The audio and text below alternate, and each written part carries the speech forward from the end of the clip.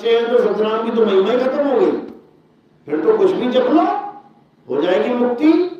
फिर तो कोई बंधन ही नहीं, किसी भी गुरु के पास चले जाओ, कोई भी नाम जप लो, झूठा सच्चा सब एक ही है। लेकिन ऐसा नहीं है। कबीर साहब समझा रहे हैं, सतगुरु सोई सतनाम बतावे और बाकी गुरु कोई काम ना आवे। यानी गुरु तो बहुत बैठे हैं दुनिया में, एक ईंट उठाओ तो 4-5 गुरु तो ईंट के नीचे बैठे होंगे, इतने गुरु हैं संसार में।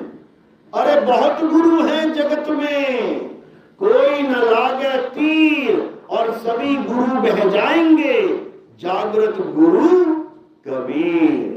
कहते हैं सब बह जाएंगे, समय के साथ सब निकल जाएंगे, एक भी गुरु वापस नहीं आने का। चाहे कितना ही पहुंचा गुरु कोई ना हो, कितना ही बड़ा पहुंचा हो, तुम कहो गुरु जी तो बस परमात्मा ही है, जाने के बाद दोबारा आके दिखा दे, ये सब बह जाएंगे, समय के साथ बह जाएंगे। जागृत गुरु कबीर, केवल एक कबीर गुरु है जिसको इस काल का, इस समय का कोई फर्क नहीं पड़ता। वो कल चले जाएं कहो आज वापस आ जाएं, वो 100 साल पहले चले गए कहो आज वापस आ जाएं, वो 1000 साल पहले चले गए कहो आज वापस आ जाएं। वो कभी भी आ सकते हैं, कभी भी प्रकट हो सकते हैं। 120 साल पूरे करने के बाद 250 साल के बाद गरीबदास जी को मिले, सोने का छत्र चढ़ा हुआ है मंदिर में, जाके देखो। कबीर साहब मिले घासीदास जी को, कबीर साहब मिले घीसा साहिब को, कबीर दास मिले दादू दयाल को, कबीर साहब मिले संत नाभा को। 100 साल बाद जाने के बाद मगर में जब गुप्त हो गए, उसके 100 साल बाद मिले। यानी कबीर साहब एक ऐसे गुरु हैं जिसके लिए ये बाउंडेशन लगती नहीं है कि वो कब आए और कब गए। वो जागृत गुरु हैं, वो हमेशा जागे हुए हैं, वो कभी प्रकट हो जाए तुम्हारे सामने। इसी प्रकार मदन साहिब के सामने भी गुरु जी प्रकट हुए, कबीर साहब प्रकट हुए। मदन साहिब कौन? उत्तर प्रदेश में ही जौनपुर जिले में एक संत हुए मदन साहिब, अष्टांग योग सिद्ध थे। लेकिन जब कबीर साहब की वाणी पढ़ी बीचक, तो उनको बोध हुआ कि जो कुछ मैं लेके बैठा हूं ये तो इस ज्ञान के सामने कूड़े के समान है। यानी कुछ भी नहीं लिया, ये तोते के समान है, कुछ भी नहीं मिला मुझे सारी उम्र, और मैं अष्टांग योग करता रह गया। अरे सार शब्द तो मिला ही नहीं, क्योंकि बीजक क्या कहती है? सार शब्द कहो बांची हो, मानो एतबारा, अक्षर पुरुष के पेड़, निरंजन वाकी डारा। अगर बचना चाहते हो जन्म मरण से, तो सार शब्द का भेदी गुरु ढूंढो, सार शब्द का बोध करो। ये वाणी सुन के, वाणी पढ़ के मदन साहिब की जन्मों जन्मों की जो भक्ति थी, संस्कार थे, जाग गए, लग गए ढूंढने, कहां मिले सार शब्द, कहां मिले सार शब्द। सार शब्द मिलने में नहीं आया। फिर क्या हुआ? एक दिन कसम खा ली, या तो परमात्मा आके मुझे खुद बताए कि सार शब्द क्या है, नहीं तो आज से 7 दिन के बाद मैं अपनी गर्दन काट लूंगा। बैठ गए भक्ति में, 7 दिन तक बैठे रहे, याद करते रहे मालिक को, आ जाओ आ जाओ आ जाओ, बताओ। नहीं आए कबीर साहब। 7 दिन के बाद जब उठे, तब तलवार उठा के जब मारने लगे गर्दन पे, तब प्रकट हुए बंदी छोड़। कहते मदन क्या हो गया? कहते क्या चाहिए, क्यों आत्महत्या कर रहा है? कहते जो मुझे चाहिए वो आप नहीं दे सकते, आपके बस की बात नहीं है, मुझे जो चाहिए वो केवल वो दे सकता है। अरे बता तो सही क्या चाहिए? कहते मुझे सार शब्द चाहिए। कहते बस इतनी सी बात, ले सुन क्या होता है सार शब्द, लेकिन आत्महत्या मत कर। तो जब उन्होंने सारा भेद समझाया सार शब्द का, तो पैर में पड़ गए। कहते महाराज ऐसा दिव्य ज्ञान जिसके बिना हम सब भवसागर में लटके हुए हैं, उल्टे लटके पड़े हैं, मां के गर्भ में उल्टे हैं सारे। कोई भले कितना ही कहता रहे मैं सीएम में, पीएम में, ऐसा में वैसा, माँ के गर्भ में सब उल्टे लटके पड़े हैं, पैर ऊपर सिर नीचे। तो कहते हैं महाराज ये दिव्य ज्ञान सारे संसार में सबको मिलना चाहिए।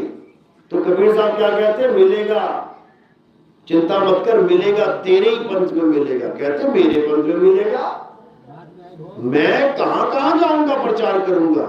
उस समय तो मोबाइल भी नहीं था, उस समय तो चिट्ठियां भी कहो पहुंच जाती थी, ताज्जुब मानो। ये कैसे प्रचार होगा पूरे संसार में। तब कबीर साहब ने उस वक्त क्या बोला, कहते तेरे ही पंथ में प्रचार होगा और पूरी दुनिया में होगा। दुनिया का मतलब क्या होता है, यूपी बिहार पंजाब नहीं होता है। दुनिया का मतलब जितने देश हैं, 195 देश हैं दुनिया में। कहते हर देश में डंका बजेगा तो देखता जाना। कहते मैं तो नहीं कर पाऊंगा इतना काम। कहते कोई बात नहीं, तेरे ही पंथ में एक साधु आएगा, ये लिखा हुआ है वहां पे। कहते हैं मदन चिंता मत कर, चारों दिशाओं में सतनाम का झंडा गड़ेगा, सतनाम का झंडा लहराएगा और तेरे पंथ में ही वो ज्ञान चलेगा कि सारा संसार इस पंथ को जानेगा। अभी इस पंथ को गुप्त रखना है। इसको कब तक गुप्त रखना है, कबीर सागर में भी समझाया था। 12 पंथ काल पुरवाना, भूले जीव न जाए ठिकाना। 13वें पंथ हम ही चले आए, सब पंथ मेट के एक पंथ चलाए। कब चलेगा ये, जब 12 पंथ का नाश होगा। मूल ज्ञान तब लग छुपाई, जब लग द्वादश पंथ ना मिट जाए। तो द्वादश पंथ कौन सा है, ये गरीबदास जी का पंथ है। गरीबदास जी के पंथ में ही एक काल का दूत बताया कि हंस मुनि, काल का दूत आएगा, बहुत बड़ा प्रचार करेगा। वो बहुत जीवों को बताएगा Kabir is God, Kabir is God, Kabir भगवान है, वेदों में बहुत बताएगा, लेकिन सार शब्द का भेद नहीं बता पाएगा और मंत्रों में उलझा के सब जीवों का सत्यानाश करेगा। जब उसको जेल हो जाएगी, जब उसके पंथ को खत्म किया जाएगा। आज लोग सोच रहे हैं कि उस महात्मा का पंथ अभी भी चल रहा है, ये तुम्हारी गलतफहमी है। शतरंज खेला है कभी किसी ने? शतरंज में राजा रानी होता है, बाकी सारी सेना होती है। अगर 4-5 चालों में राजा चेकमेट हो जाए, राजा हट गया शतरंज से, तो बाकी तो जिंदा है ना, बाकी के साथ खेलना शुरू कर दोगे क्या? राजा मर गया यानी सारा खेल खत्म। ये खेल खत्म हो गया, किसका नाम लूंगा पता है? कौन है वो? कौन है 12वें पंथ में? हंस मुनि, नाम भी चुन के रखा है कबीर साहब ने, हंस और मुनि। हंस यानी दिखने में वो कबीर साहब का हंस लगेगा, अरे तो कबीर पंथी है। और नाम दीक्षा किसकी देगा? मुनियों वाली। ये जपी तपी मुनि सन्यासी ये मंत्र जपते चले गए दुनिया से, और कबीर साहब कहते गए मंत्र सब झूठ है, इनमें न उलझे कोई, और सारे शब्द जाने बिना कागा हंस ना होए। बिल्कुल क्लियर बोला वाणी में, लेकिन इन लोगों के समझ में नहीं आती। अभी भी मंत्र को ही मान के बैठे हैं, ये जाप को ही परमात्मा का असली नाम मान के बैठे कि मंत्र जपना पड़ेगा, नाम जपना पड़ेगा। बताओ। और कबीर साहब कह रहे हैं माला तो कर में फिरे और जीव फिरे मुख माही, Ram Ram Ram Ram, Allah Allah Allah Allah, Waheguru Waheguru Waheguru, god god god, ओम कलियम हरियम हरियम हरियम। बताओ, जितना मर्जी नाम ले लो, निरंजन ओंकार अनंकार सोम सतनाम, जो मर्जी नाम लो। माला हाथ में चल रही है, जीव मुंह में चल रही है। अरे माला तो कर में फिरे और जीव फिरे मुख माही, मनवा दसहु दिसी फिरे, ये तो सिमरन नहीं। मना कर दिया उन्होंने, लेकिन आज भी लोग माला और ये मंत्र जाप को छोड़ नहीं पा रहे। दिक्कत ये है। तब मदन साहब को क्या बोला कि तू चिंता मत कर मदन, तेरे ही पंथ में 4 गद्दियों का वास होगा, 4 गद्दियां चलेंगी। कौन कौन सी गद्दी? एक आचार्य गद्दी चलेगी। मतलब जिन साधुओं के मन में आचार्य बनने की हवस होगी कि मैं आचार्य बन जाऊं आश्रम का, यानी महंत बन जाऊं, एक तो इस कैटेगरी के लोग आएंगे, एक दूसरे को नीचा दिखा के, एक दूसरे को रास्ते से हटा के गद्दी पे पकड़ बनाएंगे, वो होंगे आचार्य गद्दी वाले। दूसरा दीवान गद्दी। दीवान गद्दी का क्या सिस्टम होगा कि आश्रम के सुख सुविधाओं में सारा ध्यान होगा, ऐसा हो जाए वैसा हो जाए, ऐसा हॉल बन जाए वैसा हॉल बन जाए। उसके बाद कोतवाल गद्दी, यानी आश्रमों के जो झगड़े होंगे, किसी ने कब्जा कर लिया, किसी ने आश्रम का दीवार तोड़ दी, ऐसा कर दिया वैसा, ये सब इसी में मतमारी करेंगे, सारी अपनी बुद्धि चलाएंगे। और चौथी गद्दी होगी कड़िहार गद्दी, जिसको इन तीनों से कोई मतलब ही नहीं होगा, उसका एक ही काम होगा, जागो और भागो। यानी वो केवल और केवल जीवों को पार करने का, जीवों को इस भवसागर से पार होने का रास्ता बताएंगे। उनको आश्रम से मतलब नहीं होगा कि बड़े आश्रम की गद्दी पे बैठे महान बन जाए, महंत बन जाए, बिल्कुल भी नहीं। कबीर साहब तो महंत का वैसे ही खात्मा करते हैं। लोग कबीरपंथी महंत बने बैठे हैं, कबीर साहब क्या कह रहे हैं, अरे फूटी आंख विवेक की और लखे ना संत असंत, और जिसके संग 10-20 हैं और वह को नाम महंत। यानी जिसके साथ ज्यादा लोग जुड़ जाते हैं, कहता भैया हमें मेहनती दे दो, हम ही बैठेंगे गुरुजी बन के गद्दी में। कबीर साहब इसके खिलाफ है, मेहनती के कबीर साहब हमेशा खिलाफ है। तो मदन को यही बोला गया कि तेरी गद्दी में जब चौथी गद्दी पे अवतार होगा, ज्ञान अवतार, बोला चौथी गद्दी होई अवतारा, ताका चरित्र विदित संसारा, हम उनके सिर बैठब आई और वासे पार कोई नहीं पाई। चौथी गद्दी हुई अवतारा और डंका बाजी सब संसारा। ये तब का लिखा हुआ है जब मदन साहब को कबीर साहब मिले थे, लगभग सन 1900 में, 1900। आज क्या चल रहा है, 2025। 125 साल पहले मदन साहब को कबीर साहब मिले थे। और ये उनका कौन सा ग्रंथ है, ग्रंथ का नाम है अभिनंदन ग्रंथ। ये बड़ैया गद्दी वालों ने छापा था, लेकिन दुख के साथ कहना पड़ रहा है कि आज जो लोग बड़ैया में बैठे हुए हैं, ये इस ग्रंथ को सत्य मानते ही नहीं है। बताओ, एकमात्र ग्रंथ है जो कबीर साहब और मदन साहब की वार्ता छाप के बैठा हुआ है। बोलेंगे सब कि मदन साहब को कबीर साहब मिले थे, अगर तुम इस ग्रंथ को हटा दो, तुम प्रमाणित करके दिखाओ कि कैसे मिले थे, कौन सा ग्रंथ है। इतना बुरा हाल हो चुका है इस गद्दी का, अपने ही ग्रंथों, अपने ही संतों के द्वारा छापे हुए ग्रंथों को सत्य नहीं मान रहे हैं। क्या बनेगा इनका। तो कबीर साहब ने कहा था उस वक्त भी कि मदन तेरे पंथ में एक से एक काल के दूत आएंगे। लिखा हुआ उस ग्रंथ में, बहुत मदन में पंथ चले हैं और बहुत ज्ञान कथ के समझे हैं, और बाकी बात न मानो एका, सार शब्द में राखो टेका। यानी उन भक्तों को पहले ही संदेशा दिया जा रहा है ग्रंथ में कि मदन पंथ में भी इतने काल के दूत घुस जाएंगे। कोई कहेगा ऐसा कर लो, ये सार शब्द है, कोई कहेगा वैसा कर लो, ये सार शब्द है। लेकिन इन्हीं के बीच में जो हमारा संदेशा लेके आएगा, कहते वो भी साथ ही होगा, और वो केवल सार शब्द की महिमा गाएगा। जो उसके साथ जुड़ जाएगा उसका बीड़ा पार हो जाएगा, नहीं तो फिर धक्के तो खा लेंगे, सारे खा रहे हैं, मदन पंथ वाले भी खा लेंगे। ये सब वाणी में दर्ज है।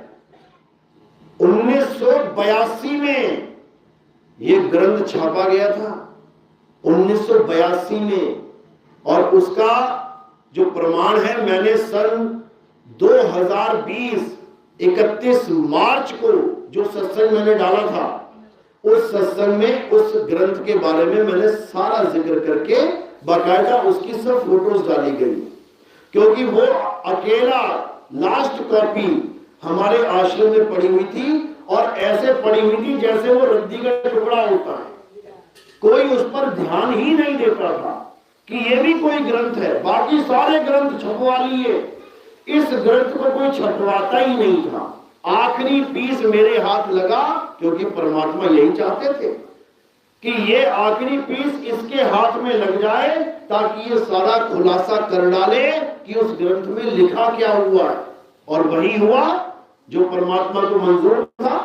जैसे मैंने उस ग्रंथ की फोटो खींची, अपने पास रखी, थोड़े दिन बाद वो ग्रंथ भी गायब हो गया, पता ही नहीं लगा कहां चला गया। यानी आखिरी प्रमाण केवल मेरे मोबाइल तक पहुंचना चाहिए था, उसके बाद उस ग्रंथ का भी पता नहीं लगा कहां चला गया।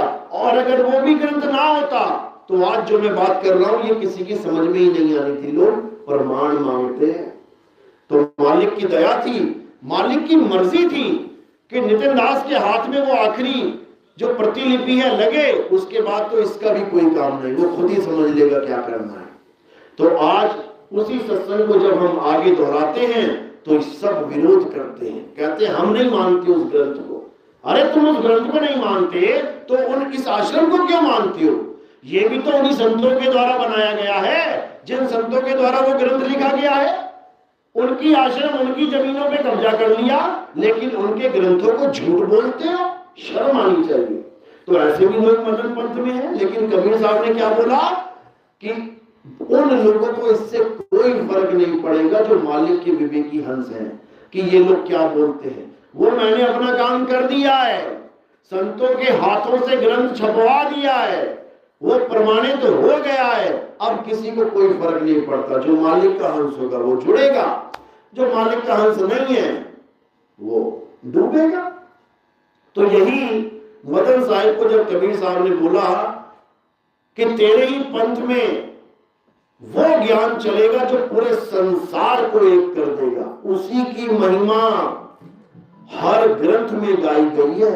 ये कोई अलग से बात बोल के नहीं गए कबीर साहब। आप कुरान उठा लो, तुम्हें ये बात उसमें भी मिलेगी। आप बाइबल उठा लो, तुम्हें यही बात बाइबल में मिलेगी। अरे तुम हमारे पुराण उठा लो, पुराण में भी यही बात मिलेगी। तुम यहूदियों का ग्रंथ उठा लो, उसमें भी यही बात लिखी मिलेगी। तुम सिखों का ग्रंथ गुरु ग्रंथ साहब उठा लो, उसमें भी यही लिखा हुआ है। क्या लिखा है कि एक ऐसा समय आएगा जब इस पूरे संसार में धर्म के नाम पे अज्ञानता में लोग एक दूसरे का गला काट रहे होंगे, लोग एक दूसरे के ऊपर बंद फोड़ रहे होंगे, मिसाइलें दाग रहे होंगे, हाहाकार मचा होगा इस संसार में। उसी बीच एक ऐसा दिव्य ज्ञान उजागर होगा कि देखते देखते देखते इतना ज्यादा फैल जाएगा कि सब के सब उस एक सतनाम के झंडे के नीचे आ जाएंगे। बाबा रामदेव रुणिचा वाले जो घोड़े पे बैठे हुए हैं, उनके मंदिर भी कई जगह है बाबा रामदेव जी का। उनकी भविष्यवाणी पढ़ो जाके, ग्रंथ का नाम है 24 प्रमाण। जब तुम उनकी भविष्यवाणी पढ़ोगे तो उसमें क्या लिखा है?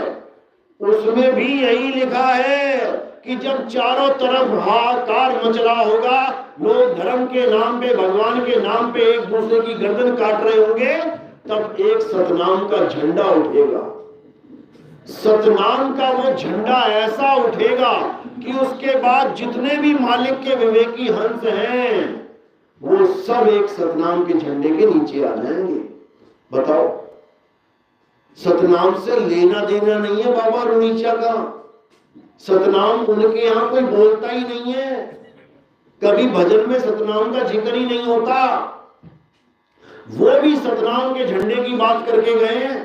बाबा जय गुरुदेव को देख लो, बाबा जय गुरुदेव तो अभी हुए हैं, अपने सत्संगों में क्या बोलते रहे?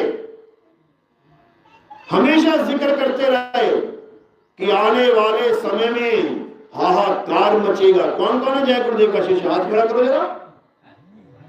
इन लोग की पत्रिका निकलती है बाबा जय गुरुदेव की, पढ़ लेना। 1980 में ये बात बोली थी उन्होंने। 1980 में, हम लोग तो पैदा भी नहीं हुए थे तब। क्या बोले बाबा जय गुरुदेव? कहते एक ऐसा समय आएगा जब चारों तरफ हाहाकार मचा होगा, सबकी जान पे बनी होगी, उनको ये डर होगा कि कहीं परमाणु बम ना फोड़ दे किसी के ऊपर कोई देश। अभी भारत पाकिस्तान का युद्ध होने वाला था ना, सबके दिमाग में एक ही बात चल रही थी, नहीं चल रही थी तो बताओ? चल रही थी ना, कि अगर परमाणु युद्ध शुरू हो गया तो पूरे पूरे शहर तबाह हो जाएंगे एक बार में ही। जय गुरुदेव ने यह बात बोली थी कि जब तीसरे विश्व युद्ध का पूरा खतरा चल रहा होगा, तब एक ऐसा झंडा उठेगा जिसका एक नाम, एक भाषा और एक झंडा होगा। बोला था कि नहीं बोला था? आप खुद देखना, 1980 में ये बातें बोल के गए हैं वो, और वो कहते थे कि अगर मैं बता दूं कि वो कौन है, सारी दुनिया उसके पीछे लग जाएगी, वो अपना काम भी ना कर पाएगा। अगर मैं बता दूं कि वो कहां पैदा होगा, तो सारी दुनिया उसके घर के आगे पीछे खड़ी हो जाएगी जाके, वो पैदा भी ना होने दे तो उसको हालत खराब हो जाएगी उस आदमी की। ये बाबा जय गुरुदेव ने तब बोला था जब वो स्टेज पे सीधे भविष्यवाणियों की चर्चा करते थे। तब उन्होंने ये भी बोला था कि आज तो तुम्हें 5 नाम दे रहा हूं मैं, आज तो तुम जय गुरुदेव नाम से बच रहे हो, पार हो रहे हो, लेकिन जब वो महात्मा आएगा तब उसे ऊपर से आवाज आएगी, और जब उसे ऊपर से आवाज आएगी तो वो तुम्हें उसी एक नाम की बात बताएगा। फिर तुम्हारा कल्याण इन 5 नामों से नहीं होगा, फिर तुम्हें 5 नाम मुक्ति नहीं दे पाएंगे, फिर केवल एक नाम, एक भाषा, एक झंडे का डंका बजेगा। ये 1980 में बता के गए बाबा जय गुरुदेव। तो यही बात हर ग्रंथ बता के गया है। हमारे पुराणों में इसी समय को क्या बताया गया? कल्कि अवतार का नाम दिया गया कि एक कल्कि अवतार आएंगे, उनको शरीर मत मान लेना कि शरीर को तुम कल्कि अवतार मानो। कल्कि का नाम समझ लो, कल्कि नाम क्यों दिया गया? कल्कि का मतलब होता है कलंक से रहित, जिसपे कोई कलंक ना लग पाए। इसी को गरीबदास जी ने, कबीर साहब ने निकलंक राया इस नाम से महिमा गाई है कल्कि अवतार की, कि एक ऐसा अवतार होगा जो ज्ञान अवतार होगा। देह अवतार मत समझ लेना उसको, वो ज्ञान अवतार होगा, वो कलंक रहित अवतार होगा और पूरे संसार को सनातनी बना देगा। सनातनी यानी पत्थर पूजा करने वाले नहीं, आत्म पूजा करने वाला बना देगा। पत्थर तो पूज ही रहे हैं। सनातन का मतलब होता है जो सत्य सनातन यानी आत्म देव को जान ले, वही सनातनी कहलाता है। इसी को मुसलमानों में इमाम मेहदी का नाम दिया गया। आखिरी नबी किसको मानते हैं मुसलमान? मोहम्मद साहब को। लेकिन फिर भी कुरान में एक जगह छोड़ दी गई उनके बाद में कि एक और आएगा और वो क्या करेगा? पूरे संसार को मुस्लिम बना देगा, मुसलमान बना देगा। मुसलमान का मतलब क्या है? ये दाढ़ी वाले मुल्ला जी नहीं बना देगा वो। मुसलमान का मतलब है 2 शब्दों से बना ये मुसलमान, मुसल्ला प्लस ईमान। मुसल्ला मतलब जिस पे खड़े होके हर मुसलमान नमाज पढ़ता है। एक चटाई होती है दरी, उस चटाई को क्या कहते हैं? मुसल्ला। उस पे खड़ा होके नमाज पढ़ेगा। तुम देख लेना बिना मुसल्ले के नमाज तुम्हें जल्दी नहीं मिलेगा। कोई पढ़े तो है ही नहीं उसके पास तो बात अलग है, लेकिन तुम नमाज देख लेना, चाहे वो मस्जिद में पढ़ रहा है, चाहे वो सड़क पे पढ़ रहा है, चाहे वो ट्रेन में पढ़ रहा है, चाहे वो कहीं भी पढ़ रहा है, तुम देखोगे एक चटाई बिछाएगा पहले मुसलमान, उसके बाद उसी चटाई पे सजदा करेगा, नमाज पढ़ेगा। यानी मुसल्ले पे खड़ा होकर और ईमानदार, मुसल ईमान, ऐसा ईमानदार बना देगा वो लोगों को यानी सत्य का प्रेमी बना देगा, फिर झूठ को लोग किनारा करेंगे और सत्य के साथ जुड़ जाएंगे। ये इमाम मेहदी के बारे में बताया गया। इमाम मेहदी का मतलब क्या होता है? जिसको खुदा स्वयं गाइड करे, यानी खुदा उसको रास्ता दिखाएगा और वो आगे लोगों को रास्ता दिखाएगा। यानी उसका सीधा गुरु कौन होगा? खुदा ही उसका गुरु होगा। बाकी जितने भी गुरु वो करेगा वो केवल नाम मात्र के लिए गुरु होंगे, केवल दुनियादारी के लिए, दिखाने के लिए गुरु होंगे। कबीर साहब ने भी ये वाणी बोली थी, याद करो। कहते हैं जग मर्यादा कारणे गुरु किया रामानंद, अरे शब्द हमारा गुरु है सदा हमारे संग। यानी इंसान को गुरु तो हम केवल इसलिए बना रहे हैं कि एक मर्यादा चलती आ रही है, लेकिन असल में हमारा गुरु कौन है?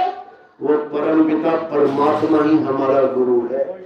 वो सदा हमारे संग है। देही गुरु तो आज तुम्हारे साथ है, कल को तुम्हारे खिलाफ खड़ा हो जाए। आज तुम्हारे साथ है, कल को दुनिया छोड़ के चला जाए। तुम कैसे कहोगे कि वो मेरे साथ है हमेशा?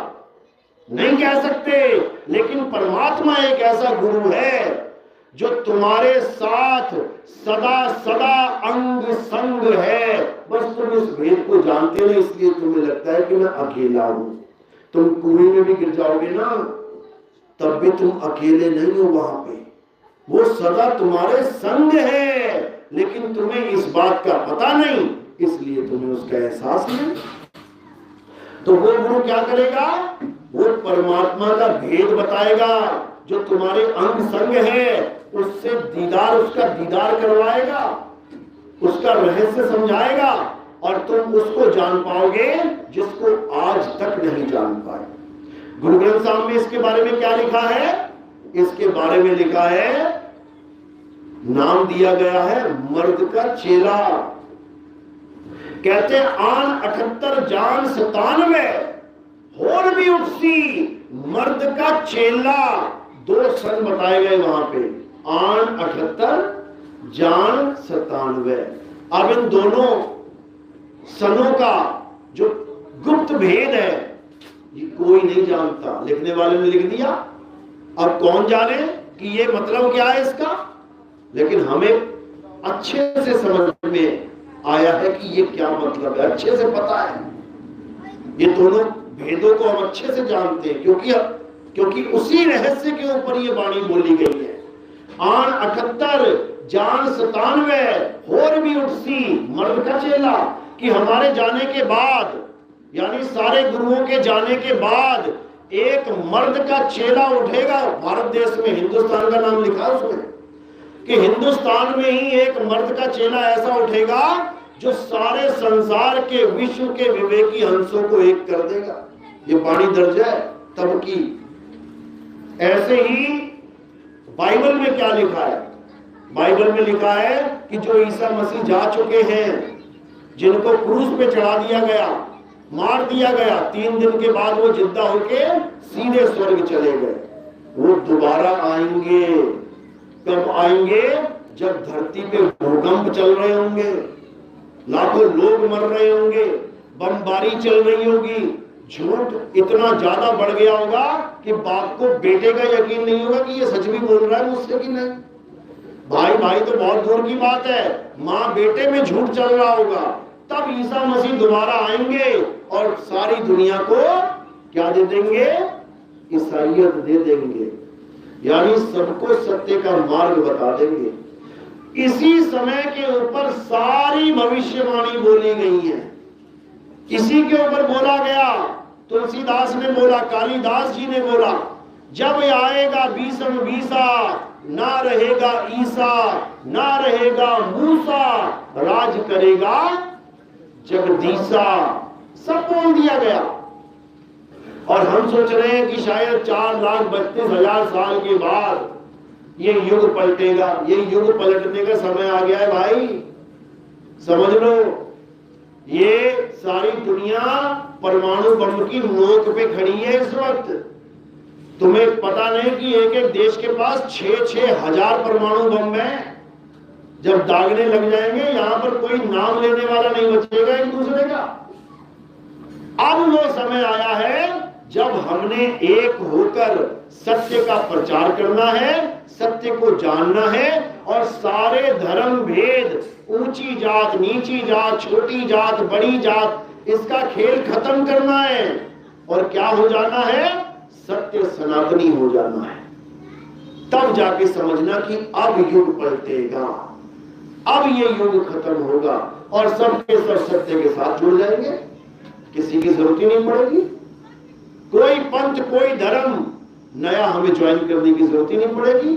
सबसे पुराना पंथ, सबसे पुराना धर्म सत्य सनातन धर्म है, उसी को अपनाना है, उसी में एकम एक हो जाना है। तो बताने वालों ने सब बता दिया, लेकिन समझने वाले नहीं समझ पाए। इसीलिए वापस नितिन दास की ड्यूटी लगाई गई है कि सारे धर्मों का भेद बता के, सारे पंथों का भेद समझा के सारी दुनिया के जीवों को एक करना है।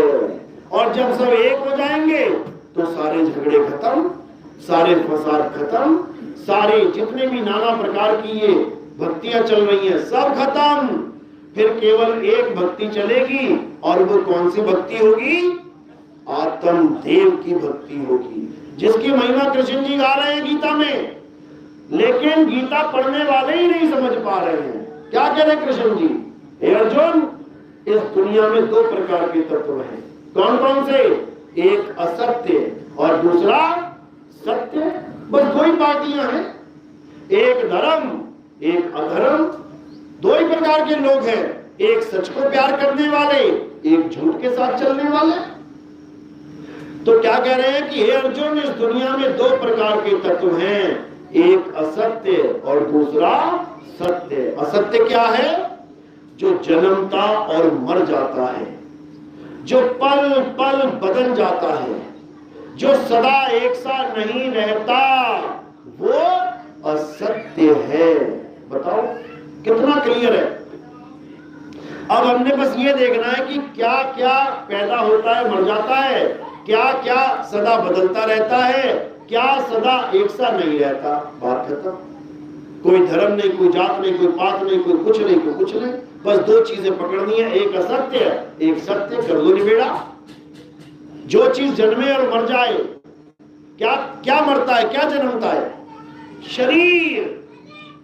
शरीर जन्म लेता है, शरीर मरता है। तो सत्य है कि असत्य है, असत्य है। इसमें कोई हिंदू मुस्लिम सिख ईसाई वाली बात आई, कोई भी नहीं आएगी, क्योंकि ये शरीर तब पैदा हुआ था जब हिंदू मुस्लिम सिख ईसाई भी नहीं था। समझ लो, ये शरीर तब पैदा हुआ था, जब ये पैदा हुआ तब ये सत्य था कि असत्य? असत्य था, क्योंकि जो पैदा ही हो गया वो मरेगा जरूर। जो पैदा हो जाए वही असत्य है। यानी इस संसार का पहला आदमी जो पैदा हुआ उसका शरीर भी असत्य था। तो जो आगे पैदा होंगे वो सत्य हो जाएंगे क्या? सारे असत्य हैं। तुम किसी भी धर्म में ले लो, मुसलमानों में चलो तो आदम अलैहिस्सलाम, शरीर झूठा है। हिंदुओं में आ जाओ तो ब्रह्मा जी, शरीर झूठा है। ईसाइयों में आ जाओ तो एडम, शरीर झूठा है। किसी भी धर्म में चले जाओ, कोई ना कोई तो पहला आदमी होगा ना, उसका कोई शरीर तो होगा ना, तो उसका शरीर झूठा है। क्यों?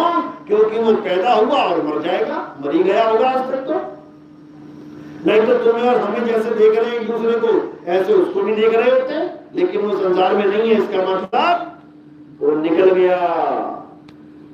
तो शरीर असत्य है। केवल इंसानों का या सबका? सबका। जैसे पेड़ ले लो, पीपल का पेड़, बरगद का पेड़, तुलसी का पेड़ पैदा हो रहा है और नष्ट हो रहा है। तो सत्य है कि असत्य है?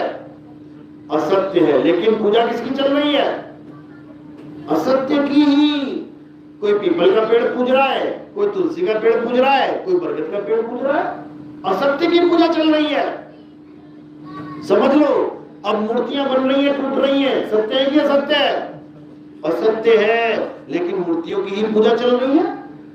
आंखों के सामने दिख भी रहा है कि मूर्ति खंडित हो गई, पंडित जी उठा के उसको फेंक के आ रहे हैं कहीं पे, फिर भी असत्य की ही पूजा चल रही है। देख लो, हर जगह। तो इसी को समझना है। दो प्रकार के इंसान हैं, एक तो असत्य की पूजा करने वाले और एक सत्य की पूजा करने वाले। अब सत्य पता तो लगे है क्या, पूजा तो तब करेंगे। तो सत्य क्या है? कृष्ण जी समझा रहे हैं, हे अर्जुन, सत्य केवल और केवल आत्मा है। आत्मा का ना तो कभी जन्म होता है, आत्मा की ना तो कभी मृत्यु होती है। आत्मा को ना तो कोई शस्त्र काट सकता है, ना आत्मा को अग्नि जला सकती है, आत्मा को जल भिगो नहीं सकता, आत्मा को वायु सुखा नहीं सकती है। अब इससे बड़ा सत्य क्या बताया जाए? लेकिन किसी को आत्मा का भेद नहीं पता, इसलिए कोई आत्मा की पूजा कर नहीं पाता। गुरु ग्रंथ साहब में यही लिखा है कि आत्म देव पूजिए, गुरु के सहज सुभाए, आत्मेनो आत्मेदि प्रतीत, देखता रही परचा पाए। कहते हैं अगर तुम्हारे जीवन में कोई सही गुरु आ गया तो वो क्या करेगा? वो ये सारा असत्य छुड़वा देगा और क्या बता देगा? सत्य आत्मा का भेद बता देगा। एक बार आत्मा का भेद प्राप्त हो जाने पर, एक बार आत्मा का अनुभव हो जाने पर तुम कभी भी अज्ञान को धारण, असत्य को धारण नहीं कर पाओगे। बिल्कुल क्लियर लिखा है। और ये सत्य असत्य बताएगा कौन? ये तत्वों का भेद बताएगा कौन? असत्य तत्व और सत्य तत्व का अध्याय 4 34वां श्लोक क्या कहते हैं? हे अर्जुन, अगर तुम सत्य और असत्य का भेद जानना चाहते हो, अगर तुम आत्मा का भेद जानना चाहते हो, अगर तुम सत्य तत्व का भेद जानना चाहते हो, तो क्या करना है? तुम ऐसे तत्वदर्शी संत की शरण में जाओ जिसने आत्मा को जान लिया है, जिसने सत्य को जान लिया है। वही तुम्हें तुम्हारी आत्मा का भेद समझा सकता है, वही तुम्हें तुम्हारी आत्मा का अनुभव करवा सकता है। अन्यथा इस संसार में ऐसा कोई गुरु नहीं जो तुम्हें सत्य का बोध करा सके। ज्यादा से ज्यादा कौन से गुरु मिल जाएंगे? नाम जपवाने वाले, तपस्या कराने वाले, घर बार छोड़ के सन्यासी बनाने वाले, ये गुरु मिल जाएंगे तुम्हें। जबकि चाहिए कौन सा था? तत्वदर्शी संत। और मिल कौन सा गया? जपी तपी सन्यासी। जमीन आसमान का फर्क है दोनों में। ये नाम जपवाने वाले, बेटा सांसों में स्वयं स्वयं जप लो, बेटा मन में ये नाम जप लो, वो नाम जप लो, बेटा त्रिपुटी में ध्यान लगा के ज्योत के दर्शन कर लो, बेटा ऐसा कर लो, वैसा कर लो। ये सब जपी हैं, तपी हैं, सन्यासी हैं। ऐसा कुछ नहीं करना है। कबीर साहब कह रहे हैं, मुझको कहां ढूंढे रे बंदे, मैं तो तेरे पास में, ना मैं जप में, ना मैं तप में, ना एकांत निवास में। ये है जपी तपी सन्यासी का हाल। कह रहे हैं ना मैं जप में, लेकिन किसी जपी को कहो कि कबीर साहब तो कह रहे हैं ना मैं जप में, तो जप छोड़ दे क्या? तो जपी क्या कहेगा? नहीं बेटा, जप मत छोड़ना, तुम्हारा बेड़ा गर्क हो जाएगा, तुम नरकों में चले जाओगे। अरे परमात्मा का नाम ही जपना है। वो इतना ज्यादा अज्ञान में धंसा होगा कि तुम्हें भी धंसा देगा साथ में। वो कभी छोड़ ही नहीं सकता नाम जाप। याद रखो, जैसे किसी को मीठा अति प्यारा है, चीनी, भले शुगर हो जाए, लेकिन तुम देखोगे कहीं ना कहीं चोरी छुपे खा रहा है। क्यों? क्योंकि उसे मौत का डर नहीं है, उसे चीनी से दूर होने का दर्द हो रहा है। वो चीनी नहीं छोड़ सकता। भले डॉक्टर कह दे कि तेरी मौत हो जाएगी, उससे उसको फर्क नहीं पड़ रहा, उसको जीव का स्वाद नहीं छूट रहा। इसी प्रकार ये जितने भी जपी है ना, जपी, कोई कहता राम राम जप लो, कोई कहता राधे राधे जप लो, कोई कहता अल्लाह अल्लाह जप लो, कोई कहता वाहिगुरु वाहिगुरु जप लो, कोई कहता फलाना जप लो, ढिकाना जप लो। ये सारे जपी हैं, जपी। और जो तपस्या करवाए, जंगल में चले जाओ, पानी में इतने गहरे में खड़े हो जाओ, एक टांग पे खड़े हो जाओ, पेड़ पे लटक जाओ, एक हाथ ऊपर कर लो, 20-20 साल हाथ ही ऊपर कर रखा है। ये कौन है ये लोग?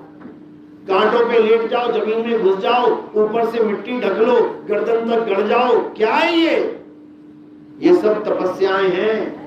तो जपी जाप नहीं छोड़ सकता और तपी तपस्या नहीं छोड़ सकता, और सन्यासी घर बार छोड़ के जंगल नहीं छोड़ सकता। वो फंसा पड़ा है बेचारा जंगलों में। तो कबीर साहब यही समझा रहे हैं कि इनका बेड़ा गर्क तो हुआ, ये पता नहीं कितने और लोगों का बेड़ा गर्क कर देंगे। इसलिए सबसे जरूरी क्या है?